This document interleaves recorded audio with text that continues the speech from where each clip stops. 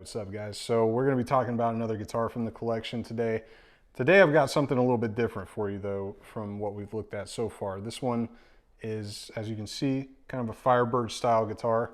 However, this is definitely not a Gibson guitar. This is a custom made by a company called Dykeman guitars, and it was dubbed the Dirtybird. This guitar was built by a guy named Frank Dykeman who owns Dykeman guitars. And I'm told it was actually the second guitar that he built. So as you can imagine, it's not perfect. It has some little fit and finish stuff. When I first acquired it, it needed some work. It needed a few little changes, little tweaks, but the bones were good. And it was one of those things, I'll give you guys a little bit of advice because I have had people reach out saying, hey, I want to be a collector, but I have trouble like knowing how to buy or recognizing a good deal when I see one. So this was one where you kind of have to be able to see the diamond in the rough. You have to see what could be, even if it needs a little bit of TLC, right?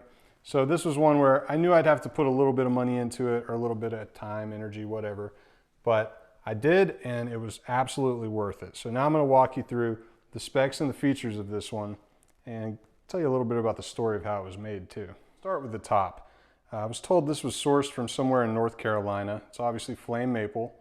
Has a really unique grain to it, and kind of an antique finish. And probably the most unique part is that streak right up the middle. I think that's really cool how he centered that up. So the knobs on this are actual fired rounds from a 50 caliber weapon that he cut them and mounted them and fit them on here, and they work great. So it's typical two-tone, two-volume. I put a Resomax 2 bridge on it because these things intonate better than what was on it, stay in tune better, they just feel better. And then it came with Gibson pickups, but they weren't really my style, so I swapped them out for the lace sensor. I believe these are the Dragonaut set. These pickup rings were handmade from Makassar ebony, and actually that's the same ebony that is used on the fretboard and the neck. Coming up the fretboard, we'll see we got the gold frets, we've got blue abalone inlays, pearl side dots, and what is that? Oh, 223 rounds on the 12th fret. How crazy is that?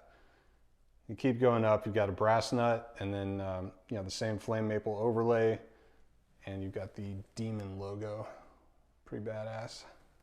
Coming around to the back, this is where the real wow factor of this guitar is for me. I mean, the top is great, but the back and the neck are just phenomenal. So this is, I forget what type of mahogany it is, but it is a specific type of mahogany. So you can see it's extremely figured. I'm trying to get the lights on it to really make it pop, so I apologize for the reflections. And then the neck is Makassar ebony, so it's got all these nice streaks in it. And then you've got this really cool Dykeman, decal on the back. You got the banjo style tuners, which I have a love-hate thing with them. I keep thinking about swapping them out. They're really heavy and they make it neck dive. They don't stay in tune worth a damn, but they look cool. So, so far they're staying. But yeah, just check out the streaking on that.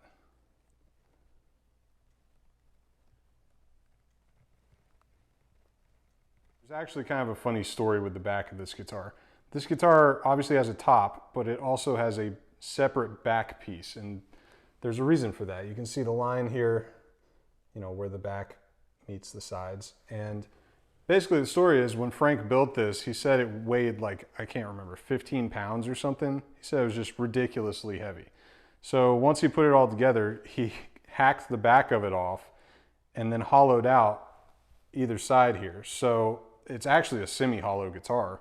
And then he put this back on it again and sealed it up. And it really gives it a unique sound. It has a ton of sustain, I think, because it's semi-hollow. But kind of funny that he put the whole thing together and then it was just a total backbreaker. So he had to get creative with it. As far as this guitar sounds and plays, I would say it's excellent. It has a lot of sustain, a lot of low end. These pickups definitely help. They're very high output. So that's about it for the Dirtybird, guys. It's been coast to coast with me. It's seen a lot of work. I just recently had the frets leveled on it, which made a world of difference. But I've grown to love this thing. you know, I have no idea what it's worth, but I don't expect I'll ever sell it because it's just so unique and it sounds so great.